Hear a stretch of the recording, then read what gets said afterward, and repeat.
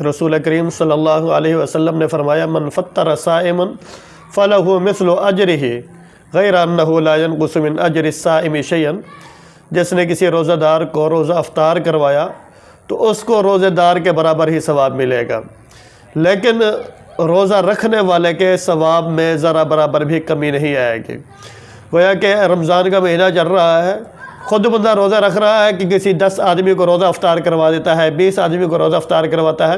اپنے روزے کا بھی ثواب مل رہا ہے اور 20 بندے اور کا بھی ثواب اس کو مل رہا ہے۔ 5 بندوں کو روزہ افطار کروا رہا ہے تو 5 بندوں کا اس کو ثواب مل رہا ہے۔ تو افطار کروانے کے لیے ضروری نہیں ہے کہ بڑے بڑے اہتمامات کیے جائیں، بڑے بڑے کھانے بنائے جائیں، بہت زیادہ کھانوں کی ڈشیں بنائی جائیں تب افطاری کا ثواب ملے گا، ایسا نہیں ہے۔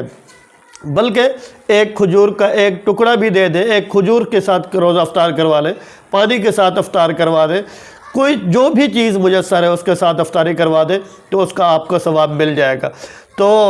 اس میں غریب بندہ بھی افطاری کروانے میں حصہ لے سکتا ہے، مالدار بہت زیادہ مالدار ہونا یہ ضروری نہیں ہے، کسی مزدور کو افطاری کروائیں، کسی غریب آدمی کو افطاری کرائیں، کسی کے گھر سامان پہنچا دیں، کسی کے گھر سحری کا سامان پہنچا دیں، مسجد کے اندر افطار کرائیں، مسافروں کو افطاری کروائیں اور کسی بس اسٹاپ پر کسی کو افطاری کروا دیں، تو یہ بہت بڑے اجر کا کام ہے۔ اللہ تعالیٰ عمل کرنے کی توفیق دے۔